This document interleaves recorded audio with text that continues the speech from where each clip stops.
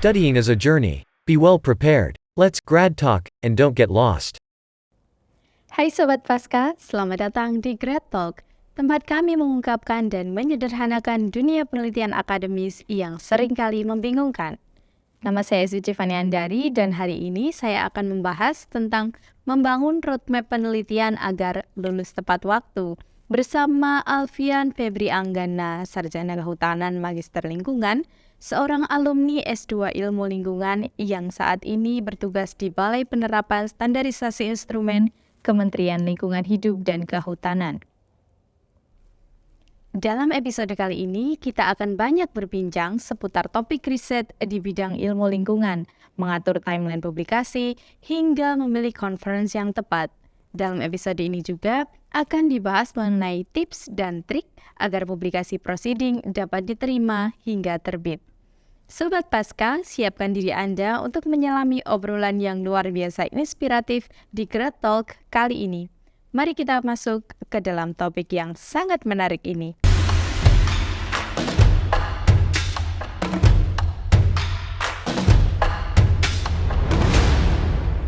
Baik Sobat Pasca, saat ini kita sudah bersama narasumber kita yaitu Mas Alfian Febri Anggana, Sarjana Kehutanan Magister Lingkungan. Selamat datang di Grad Talk, Mas Angga. Selamat pagi Mbak Suci. Senang sekali bisa menyambut kedatangan Mas Angga. Mas Angga ini merupakan alumni dari program studi S2 Ilmu Lingkungan Universitas 11 Maret dan saat ini juga sedang bertugas di Balai Penerapan Standar Instrumen Kementerian Lingkungan Hidup dan Kehutanan. Baik, langsung saja kita masuk nih Mas. Sebelum kita membahas tentang yang rumit-rumit tadi tentang proceeding dan lain sebagainya, mungkin bisa diceritakan pengalaman studi Mas Angga dulu dan juga terkait dengan pekerjaan Mas Angga saat ini. Selamat pagi Mbak Suci, terima kasih kesempatannya. Selamat pagi juga dari Sobat Pasca. Sobat Pasca. Perkenalkan, nama saya Alfian Febri Anggana, biasa dipanggil Angga. Sedikit saya ceritakan tentang awal mula saya masuk ke UNS ini tahun 2019 akhir. Saya melakukan pendaftaran, kalau nggak salah itu bulan pertengahan kalau nggak salah, karena di akhir tahun itu saya juga diwajibkan untuk melakukan matrikulasi. Matrikulasi. Oke, kalau boleh tahu dari jurusan apa Mas tadi S1-nya? Saya S1 Kehutanan IPB, jurusan konservasi. Karena yang saya ambil ini pasca sarjana ilmu lingkungan. Jadi untuk ibaratnya untuk mematchingkan antara ilmu kehutanan dengan ilmu lingkungan perlu wajib matrikulasi. Itu kurang lebih 1 bulan saya melakukan matrikulasi, kemudian saya masuk di semester genap di awal tahun 2020. Nah, awal tahun 2020 itu saya mengambil mata kuliah wajib juga semester 1, semester 2 itu kuliah umum, praktikum karena kebetulan juga pas ganas-ganasnya pandemi COVID 2019. Kemudian kuliah saya ini juga sempat ada tantangan karena online, pembelajaran online, kemudian kita belajar jarak jauh dengan dosen itu juga perlu adaptasi karena ada di tahun-tahun itu banyak ibaratnya mahasiswa yang mengeluh kesulitan. Mungkin kalau sekarang kita sudah beradaptasi. Nah, itu juga tantangan saya di situ di tahun pertama semester 1 dan 2. Nah, kemudian yang semester 3 ini kita juga sudah untuk mempersiapkan proposal, rencana penelitiannya di mana dengan kondisi pandemi yang masih belum jelas selesainya kapan.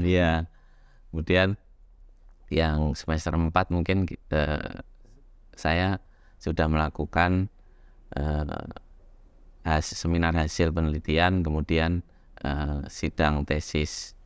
Nah, itu mungkin yang singkat saya ceritakan. Tapi di sini sebenarnya ada hal-hal yang memang yang tantangan ini yang mungkin dirasakan dari kawan-kawan, khususnya kawan-kawan yang saat sekolah, saat pendidikan di masa-masa COVID ini yang perlu effort yang ya saya nilai effort untuk adaptasinya yang luar biasa. Justru keterbatasan ini yang memang membuat kita lebih survive. Nah ini sebagai contoh saya juga ingin sampaikan terima kasih kepada Prof. Tuti, Dr. Mujio, dan Pak Prabang serta Ibu Trisni yang telah mensupport pembelajaran saya untuk menjadi lebih baik. Kemudian kawan-kawan khususnya angkatan tahun 2019 kloter 2 itu saya juga ingin mengucapkan terima kasih karena memang di situ memang harus ada komunikasi yang intens karena COVID ini kan ada keterbatasan untuk kontak langsung gitu. Jadi kalau kitanya juga tidak aktif maka ya otomatis pembelajaran kita juga akan terbatas, baik itu komunikasi dengan para dosen, pembimbing, kemudian dari kawan-kawan, terutama kawan-kawan satu angkatan, lintas angkatan yang mungkin lebih senior, nanti kita memberikan informasi seperti apa gitu Mbak. Oke, menarik sekali. Iya. Berarti tadi Mas Angga ini masuk studi S2 dengan posisi sudah bekerja ya Mas Wampi? Iya. Oke, jadi bisa diceritakan sedang bertugas di mana saat Oh ini, iya. Mas? Kalau saya sendiri aktif di kegiatan penelitian. Sebelumnya saya menjadi peneliti di Balitekdas, Balai Penelitian dan Teknologi Pengelolaan Daerah Aliran Sungai, Kementerian Lingkungan Hidup dan Kehutanan. Kemudian di tahun 2016 saya masuk di situ. Setelah itu tahun 2021 balai kami mengalami metamorfosis yang dulunya Balai Penelitian bergeser ke Balai Penerapan dan Standarisasi Instrumen Kementerian Lingkungan Hidup dan Kehutanan, dan saat ini saya aktif di jabatan pengendali dampak lingkungan. Jadi memang saya fokus dari pengendalian, kemudian monitoring terkait kerusakan lingkungan, terus kemudian pendampingan secara teknis, gitu Mbak. Ya. Baik, berarti posisi yang sedang Mas Angga saat ini tekuni itu sesuai dengan riset yang telah Mas Angga jalani ketika S1, S2 seperti itu? Ya, karena memang dari awal sudah saya buat roadmapnya saya ini ingin S1-nya seperti apa, kemudian jenjang berikutnya S2-nya seperti apa. Jadi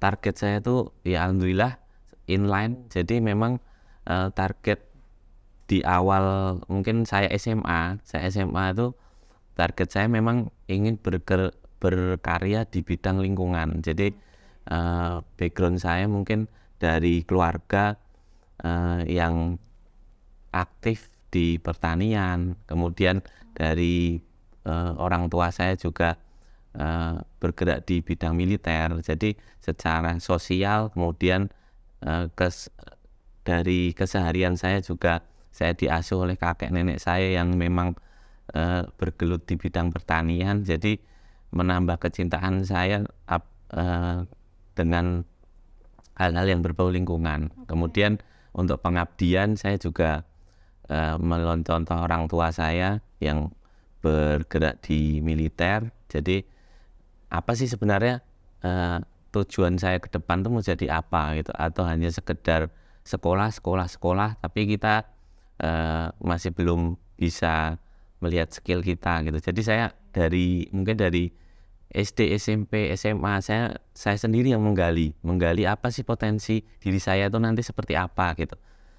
Jangan berarti kita nggak mau ikut, mungkin kalau misalkan usia remaja kan kita dengan komunitas kawan-kawan pastinya kita nanti ada ibaratnya keinginan untuk gabung di mana ya komunitas.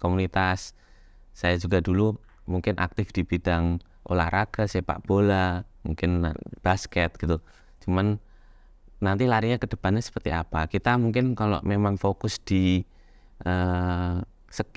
istilahnya profesionalisme nanti seperti apa? Itu yang kemudian saya tanamkan dari kecil, mungkin dari SD, SMP, SMA, kemudian SMA itu saya juga sudah merencanakan, oh ternyata saya harus sekolah di S1 saya ambil di Bogor, di IPB, di kehutanan dan jurusannya konservasi. Kemudian setelah saya S2 ini saya mengambil jurusan ilmu lingkungan, jadi inline. Nah kemudian untuk meningkatkan skill yang saya lihat justru bukan dari hanya kuliah saja, tapi dengan adanya jaringan ini bisa kita lihat pertemanan, kemudian ada orang-orang yang memiliki pengalaman di bidangnya.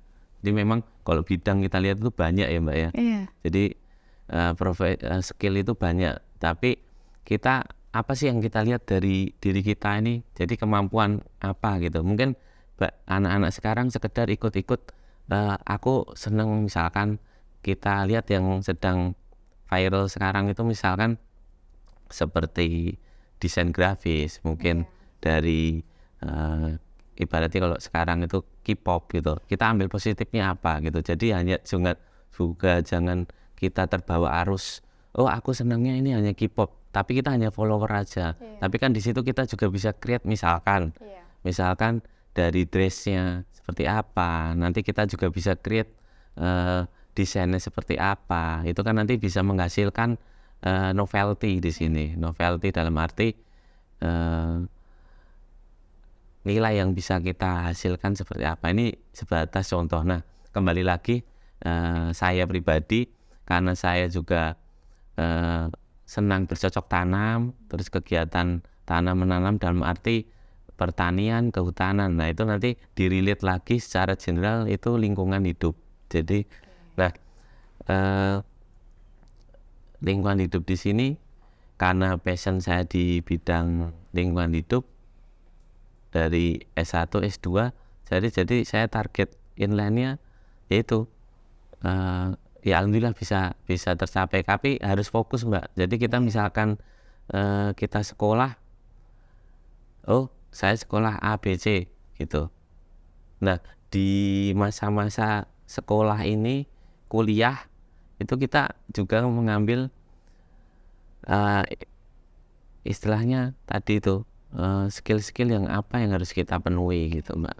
Baik, menarik sekali tadi. Berarti Mas Angga sudah menemukan kecintaan terhadap lingkungan sejak SMA tadi ya. Oke, berbicara secara lebih spesifik, tentunya dalam bidang lingkungan hidup di sini ada banyak sub bidang ya Mas, yang tentunya berakhir menjadi topik risetnya Mas Angga tadi. Bagaimana menentukannya dulu spesialisasi di bidang lingkungan hidup? Oh iya, karena ini temanya tentang sukses kuliah tepat waktu ya. Jadi sebelumnya yang saya tadi ceritakan di awal semester 1, semester 2 itu biasanya bapak atau ibu dosen itu menanyakan sebenarnya kerangka berpikirnya yang goal yang mau diambil apa nanti gitu, biasanya gitu. Nah kita seharusnya di semester 1, 2 itu kita sudah mempersiapkan, kita sudah memapping, oh saya mau ngambilnya apa. Nah kebetulan di semester 1 dan semester 2 ini saya sudah jauh-jauh sebelumnya saya sudah menyiapkan. Nah tema yang saya ambil ini kaitannya dengan lingkungan juga pastinya. Jadi yang saya ambil ini terkaitannya dengan bioengineering riparian di Sungai Pusur. Mungkin kalau agak asing ya. Bioengineering itu lebih ke teknik lingkungan. Jadi riparian itu kanan kiri sungainya. Jadi fokus saya untuk perlindungan kanan kiri sungai. Jadi kalau Mbak Suci melihat, oh kenapa kalau di perkotaan, di pedesaan, di perkotaan sering terjadi erosi di pinggiran sungai gitu.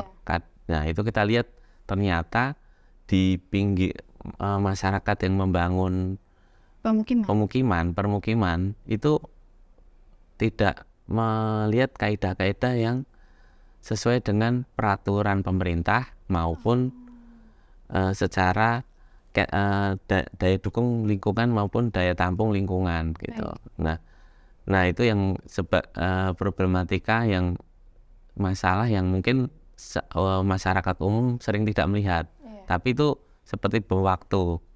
Nah makanya saya dari Riparian ini saya mengambil itu di semester 1 dan semester 2 saya mengambil tema yang kaitannya dengan bioengineering dan Riparian. Nah kebetulan fungsi-fungsi dari bioengineering Riparian ini mungkin banyak sih, bisa di searching di Google banyak sih. Tapi secara umumnya bioriparian ini memiliki fungsi sebagai filter. Ya, filter seperti apa? Ibaratnya sekat hidup. Air yang akan masuk ke sungai itu akan tersaring, baik itu dari kondisi secara fisika maupun secara chemicalnya. Jadi disaring, kita secara loginya gitu sih, tersaring. Tapi prosesnya itu juga perlu ada komponen-komponen lainnya yang mendukung, baik itu dari sisi trilogi lingkungan, dari abiotik, biotik maupun sosial. Oke, jadi untuk topik riset ini berasal dari Mas Angga atau bagaimana Mas dulu ketemunya? Matching dengan dosen pembimbingnya waktu itu? Kebetulan karena pembimbing saya juga kaprodi ilmu lingkungan pasca sesana Prof. Tuti, saya langsung mengajukan sendiri. Karena kita juga harus sebagai mahasiswa juga harus proaktif. Jadi jangan hanya menunggu dosen, Bapak Ibu dosen, kamu mau apa sih penelitiannya gitu. Kita yang harus aktif di sini. Nah itu salah satu trik-trik untuk kita tuntas sesuai target kita gitu. Nah itu kita harus membangun, ibaratnya kita membangun komunikasi dengan dosen. Terus kemudian tadi yang kedua, selain membangun, kita juga sudah mempersiapkan roadmap kita itu dari awal masuk S2 itu, kemudian sampai di akhir itu apa? Targetnya itu nanti mau berapa tahun gitu loh. Jadi kadang semester 1 nanti, semester 2 nanti gitu kan. Akhirnya kita pergi santuy-santuy, kita bingung lagi nanti kalau sudah tidak ada teman kuliah, udah nggak ada teman kuliah, nanti kita bingung lagi, apalagi di saat itu pandemi, Mbak. Jadi tantangannya besar lagi, mau ngobrol sama teman juga hanya via by phone aja, itu juga belum tentu karena posisinya teman-teman apalagi pasca sarjana kan belum tentu kos di sini. Banyak yang beraktivitas gitu, misalkan ada yang ibu rumah tangga, kemudian ada yang di perusahaan, ada yang di luar kota gitu. Jadi intensitas makin ke atas ini pendidikan, jadi makin kita kemandirian kita itu yang nantinya dituntut di situ gitu. Yang menarik sekali. Tadi topik riset Mas Angga tadi ada bioengineering, ada unsur keteknikan di situ. Bagaimana Mas Angga akhirnya bisa improve itu tentang bidang teknik itu, sedangkan Mas Angga tidak ada background dari teknik ya Mas ya?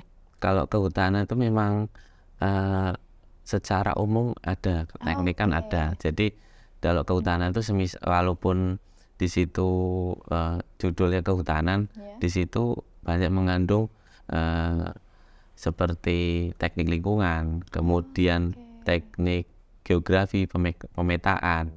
Di situ juga ada teknik pertanian. Jadi kita combine di situ. Di samping itu juga kita, yaitu tadi kita kembali kalau perkuliahan itu tidak cukup.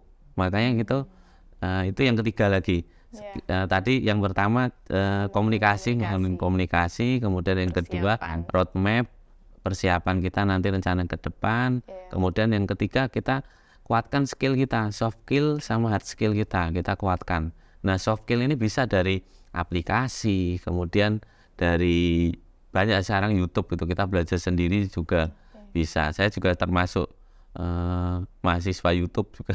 Jadi belajar banyak aplikasi-aplikasi yang memang mendukung di passion kita gitu. Nah kemudian kalau hard skill ya memang kita harus ke lapangan, karena jurusan saya khususnya di konservasi lingkungan itu memang dituntut untuk ibaratnya harus expert di lapangan gitu. Nah tadi apa Mbak, lupa saya tadi. Terkait dengan agar bisa menyelesaikan topik risetnya tepat waktu. Nah yang kemudian selain di soft skill tadi saya juga ini Mbak, karena itu pandemi ya, kembali lagi karena pandemi lagi, interaksi saya ke lapangan itu juga sangat terbatas gitu loh Mbak. Ambil datanya dulu gimana? Nah itu dia. Jadi kita misalnya semester 1 semester 2 saya komunikasikan dengan bapak ibu pembimbing dan bapak pembimbing. Saya ya itu kesulitan utama sebenarnya karena pandemi itu di keleluasaan kita untuk mengambil data di lapangan. Nah, siasat yang saya lakukan semester 2 ini kan ada masa-masa kita untuk menunggu KKL ya. Ya, ada KKL di situ. Nah, kuliah kerja lapang. Nah, ini sambil kita juga melakukan survei lokasi-lokasi. Nah, karena kebetulan lokasi KKL kami dengan lokasi penelitian saya itu berdekatan. Jadi strategi saya dengan keterbatasan, kemudian langsung ke masyarakat itu interaksi dengan masyarakat juga dibatasi. Jadi saya juga melakukan secara pelan-pelan Mbak. Jadi kita tidak bisa melihat langsung kalau misalkan kondisi normal ya, ini kalau sekarang kan alhamdulillah udah normal. Itu kan misalkan hari Senin kita udah ada rencana nih, surat penelitiannya sudah keluar dari kampus, kita langsung ke lapangan, kita mungkin bisa ke desa, mungkin bisa ke laboratorium yang dituju, langsung kita.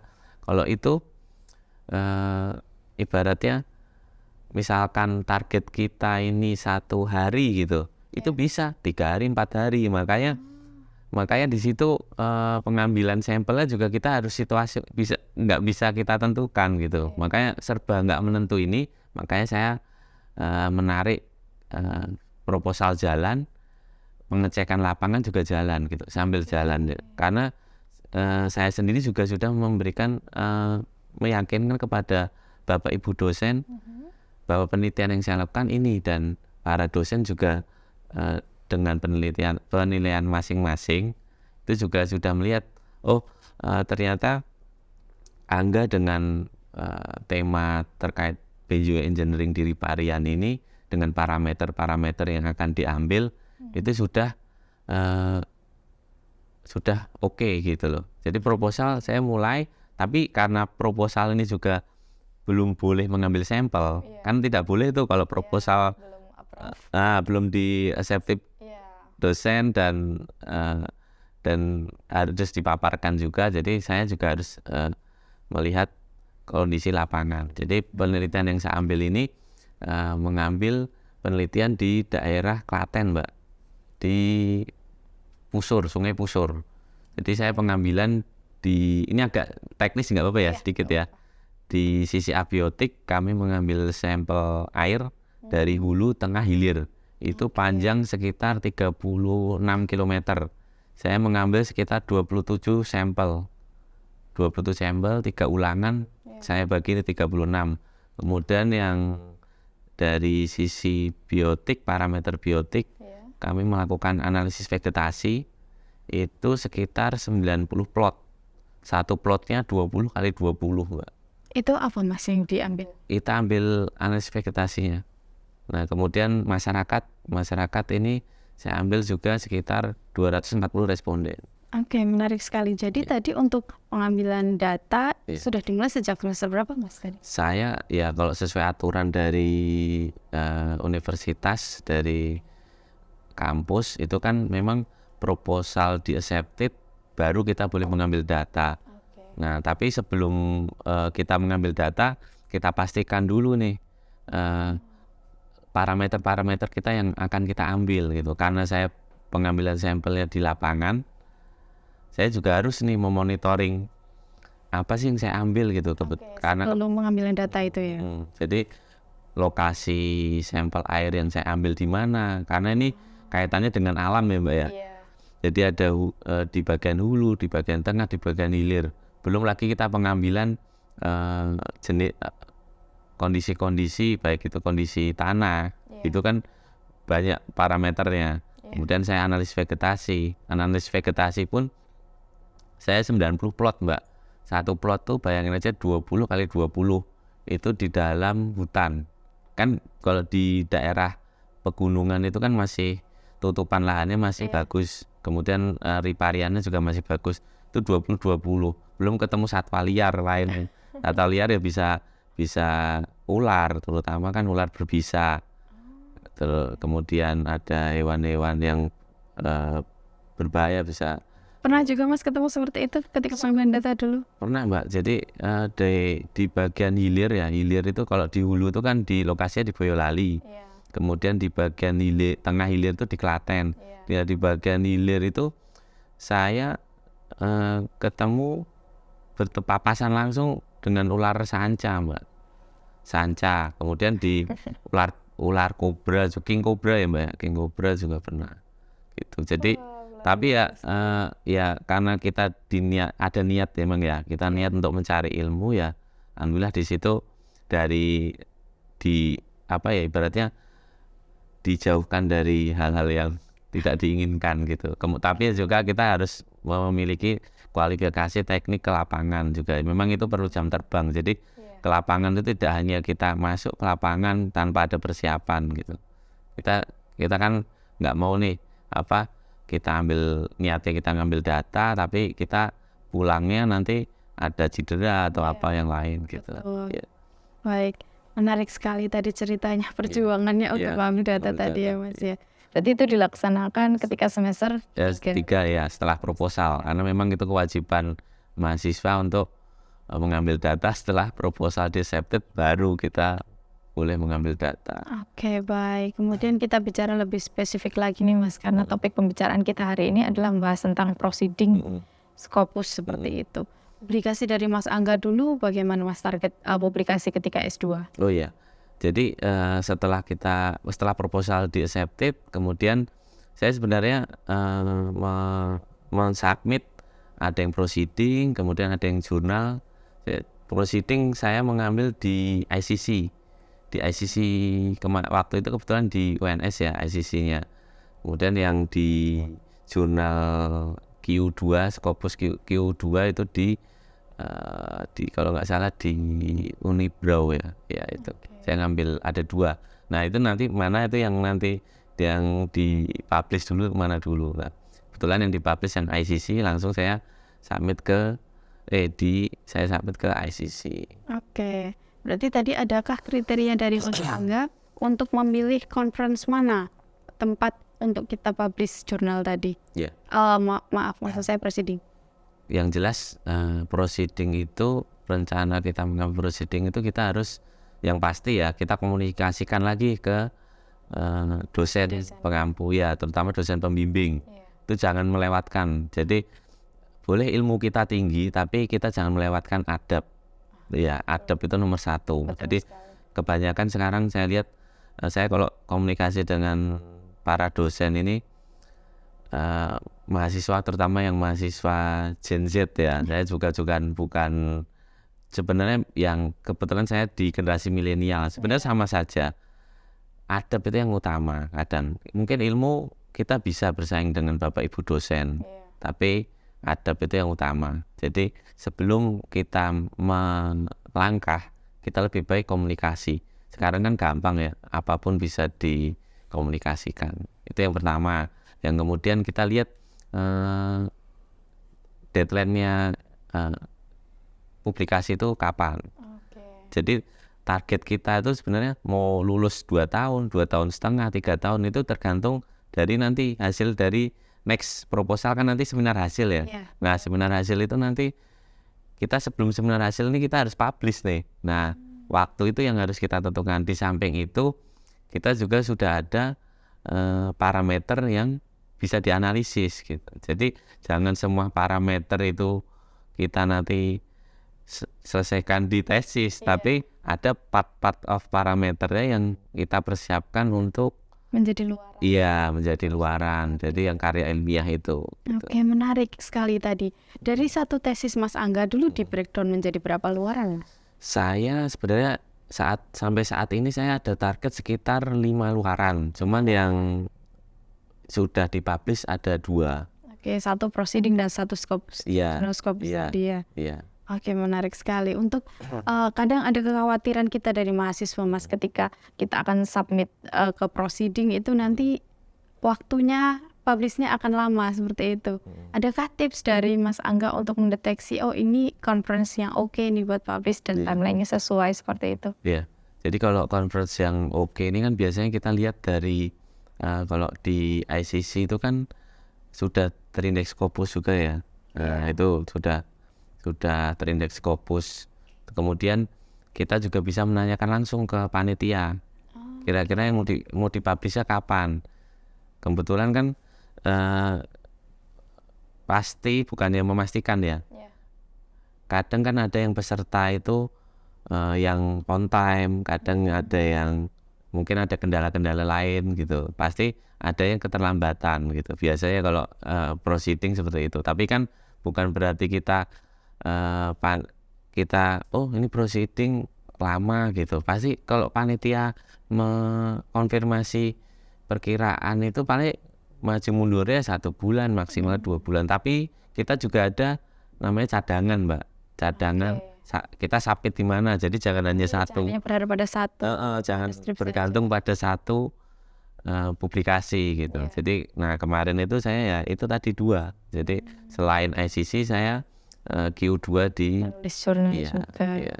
Oke, untuk mengecek tadi Mas, conference ini keluarannya nanti akan terindeks Scopus atau tidak, bagaimana Mas cara ngeceknya? Nah, itu sebenarnya kita bisa ngecek sebenarnya bisa Mbak, kita ngecek di Google tuh bisa. Ya kalau nggak salah, kalau saya kebetulan karena di peneliti itu kan saya bisa langsung di aplikasi khusus itu kalau di umum bisa kita ngecek di Sinta juga bisa di webnya Sinta. Kita langsung cek dari judul proceedingnya gitu Iya, ya? iya bisa. Oke. Kalau nggak di Scopus kan kalau kita ngecek klik di Scopus saja itu kan biasanya kalau baik itu jurnal maupun proceeding kita juga bisa ngecek itu apa itu memang terindeks Scopus apa enggak gitu. Oke, menarik. Iya. Tentang basic antara artikel proceeding dan juga jurnal tadi Mas, adakah perbedaan standar dari Mas Angga sendiri mungkin terkait artikel untuk proceeding dan juga artikel untuk jurnal seperti itu? Oh iya, jelas pasti beda Mbak, karena kalau tingkatan kan jurnal itu kan dibanding proceeding, jurnal itu memang perlu effort lagi gitu. Jadi dari tingkatan parameter analisis, kemudian reviewernya. Nah, proceeding kan kalau di syaratnya itu kan proceeding internasional, kemudian kita presentasi. Kalau tidak kita jurnal nasional Sinta 2, kemudian presentasi seminar ya. Nah itu yang syarat minimum. Tapi kan kalau kita bisa up lagi, bisa Q3, Q2. Nah yang kita perhatikan di sini kalau misalkan tergantung Mbak nanti kayak parameternya teman-teman nih. Jadi kita kan parameter tidak hanya satu ya. Terutama kalau yang saya pasca itu kan biasanya parameternya tidak hanya melihat masalah, tapi bagaimana cara kita menyelesaikan masalah. Tentunya kita ada 2, 3, 4 parameter. Nah mungkin kalau yang strateginya proceeding itu lebih sifatnya general atau umum saja. Kemudian yang lebih untuk mengkorelasi ya spesifik menganalisis hubungan antara parameter A dan B mungkin kita bisa masukkan ke jurnal ya. Mungkin kalau pengen up lagi mungkin bisa Q3, Q2 malah Q1 gitu. Oke, menarik sekali tadi. Terkait dengan publikasi melalui conference atau proceeding tadi Mas, mengapa penting atau mengapa kita harus publikasi melalui proceeding dengan conference ini bagi mahasiswa maupun bagi peneliti? Kalau bagi mahasiswa peneliti, terutama bagi saya pribadi, karena kalau yang proceeding ini yang pertama, karena sifatnya lebih general umum materi yang kita sampaikan, itu kan jadi kita pengolahan datanya juga lebih cepat, lebih singkat ya daripada kita jurnal gitu. Bukan berarti kita proceeding aja, tapi jurnal juga perlu karena memang untuk tingkatannya memang jurnal gitu. Tapi proceeding ini cara saya untuk men-speed up target yang sudah saya tetapkan, yang roadmap tadi itu kita sudah siapkan. Nah, kemudian kenapa saya proceeding? Nah, kemudian kejelasan publishnya kapan. Karena kalau di jurnal itu mungkin kita sudah submit, belum tentu revisi itu on time publikasinya. Mungkin perbaikan kita perlu perbaikan banyak, artikel kita juga perlu perbaikan banyak, malah kita bisa mundur gitu. Jadi kan yang mungkin tantangan bagi teman-teman terutama yang masih aktif di menjadi mahasiswa ini kan mungkin kalau proceeding ya, kita ini sebut proceeding bukan berarti proceeding itu mudah. Proceeding juga banyak yang di cancel atau ditolak. Cuman di sini kita lihat proceeding ini ada kejelasan publishnya kapan, timelinenya jelas. Kalau jurnalis sebenarnya juga sudah jelas, tapi itu juga tergantung kita dan reviewernya gitu loh. Ada banyak faktor. Banyak faktornya. Kita bisa on time, tapi juga bisa mundur gitu. Kadang permasalahan di sini saat akan dikejar seminar hasil, saat hampir UKT, ya. Terus Masa-masa kritis sih. ya kemudian ada tekanan dari pembimbing ya, terus mungkin internal kita juga ada kan ya, dari tekanan bisa dari orang tua, dari mungkin yang sudah berkeluarga, pasangan, anak gitu kan, macam-macam lah tekanan. Nah, tapi kita di sini juga harus memposisikan mana yang strategi apa yang harus kita kejar, yang harus kita capai. Tadi Mas Angga menjelaskan bahwa tidak semua proceeding atau artikel yang sudah dimasukkan ke dalam conference itu akan diterima sebagai proceeding. Biasanya apa Mas penyebabnya artikel yang ditolak? Nah, artikel yang ditolak ini kan biasanya kalau misalkan di conference-nya ini temanya ya, saya ambil itu tema lingkungan. Mungkin mohon maaf nih, ada mahasiswa yang di luar ilmu lingkungan masuk. Sebenarnya bisa kita misalkan dari hukum, itu bisa sebenarnya, hukum lingkungan, nyambung sebenarnya. Tapi kan tema penelitiannya apa dulu, kalau misalkan hukum, misalkan perdata atau pidana, sebenarnya juga bisa ke lingkungan. Nah, itu pintar-pintar kita untuk memasukkan tema dari penelitian kita. Nah, parameternya juga kita harus perhatikan apa yang kita mau masukkan ke penelitian ini, di konferensi ini. Pengemasannya ya? Iya, cara pengemasan. Oke, menarik sekali tadi. Itu strategi teknikal aja itu. Ternyata seluas itu ya Mas ya untuk topik-topik conference. Terkait dengan conference tadi, apakah kita ketika ingin mengikuti conference lebih memilih conference yang memiliki skop yang luas tadi atau yang sudah spesifik saja menurut Mas Angga? Kalau dari skopnya sih sebenarnya dari skop yang luas ya Mbak. Skop luas itu kan sebenarnya banyak tema yang bisa masuk. Selain luas itu juga sudah ibaratnya levelnya udah global gitu. Jadi dari level global ini kan nanti lebih memudahkan kita untuk goalnya gitu. Kalau level global kan otomatis beda dengan yang masih di bawahnya gitu. Untuk timeline dari sebuah publish untuk di proceeding ini berapa lama sih Mas idealnya? Timeline kemarin itu saya submit tahun 2021 pertengahan. Kemudian saya seminar itu sekitar akhir tahun akhir tahun 2020 gitu. Akhir tahun 2000 pertengahan tahun 2020 itu saya submit ya. 2021 itu seminar. Iya, seminarnya. Cukup lama. Iya, lama sih ya. Sampai publish-nya berapa lama? Publish-nya awal 2022. Berarti hampir 1 tahun ya? Iya, hampir 1 tahun. Makanya itu persiapan kita memang antara proposal dan semhas itu agak panjang ya sebenarnya jaraknya. Nah antara semhas dan sidang itu kan yang dekat. Nah, itu ya kuncinya di situ. Dari antara proposal semhas itu kan banyak kegiatan pengambilan data, terus persiapan kita untuk publikasi. Baik, berarti memang benar-benar perlu manajemen waktu tadi karena 2 tahun itu biasanya tidak terasa ya. Nggak terasa, apalagi setelah materi kuliah selesai. Itu kan kita dibebaskan tuh. Anda mau bertemu dengan dosen kapan terserah. Anda mau nyicil artikelnya gimana gitu. Kebetulan artikel tesis juga kita sebagai catatan, kita juga jangan terbebani seluruhnya ke publikasi. Karena tanggung jawab kita selain itu apa? Tesis itu sendiri gitu. Ya, penting sekali ini Mas. Oke, tadi kita sudah berbicara terkait dengan manajemen waktu, kemudian terkait dengan profesi yang saat ini Mas Angga jalani, apakah dari publikasi-publikasi yang dilakukan sejak S2 dulu itu memberikan kontribusi bagi profesi Mas Angga sekarang? Kalau kontribusi sangat Mbak, karena dari penelitian saya ini, karena skop yang saya ambil ini di Sungai Pusur. Ini Sungai Pusur ini sekarang menjadi trade centernya untuk aplikasi imbal jasa lingkungan, Mbak.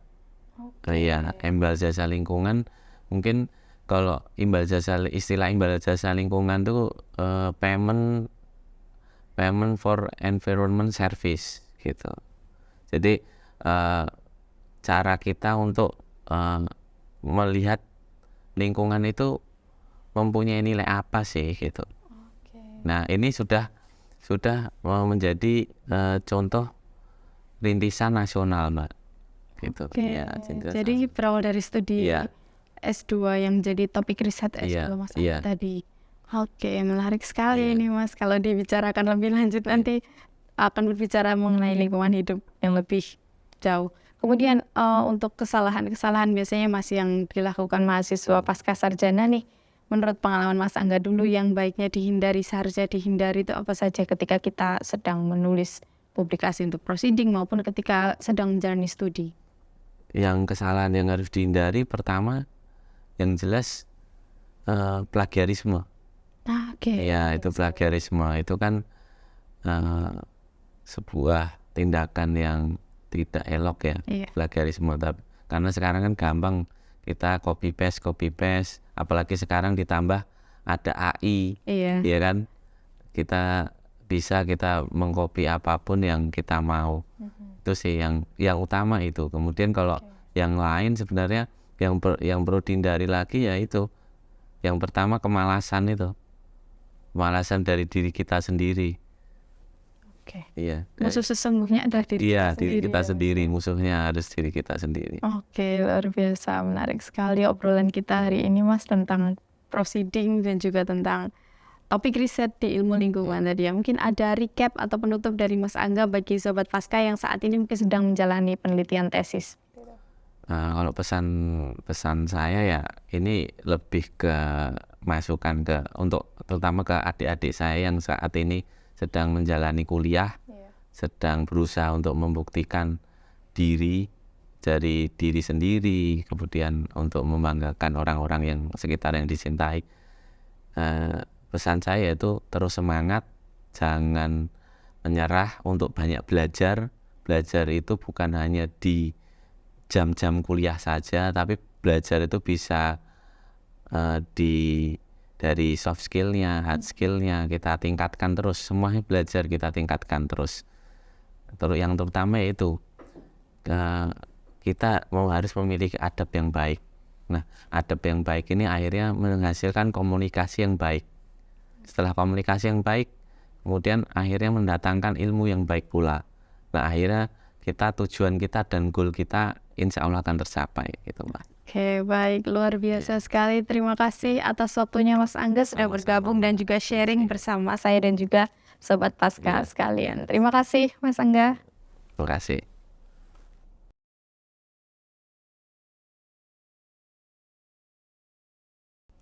Sekian obrolan inspiratif Great Talk kali ini. Terima kasih Sobat Pasca sekalian telah menyimak hingga akhir. Semoga inspirasinya bisa menjadi semangat bagi kita semua untuk bisa membangun roadmap penelitian sebagai personal branding keahlian kita. Sampai jumpa di episode selanjutnya dengan tema-tema menarik lainnya seputar perkuliahan pasca sarjana, penelitian, dan publikasi. Studying is a journey. Get well prepared. Let's great talk and don't get lost.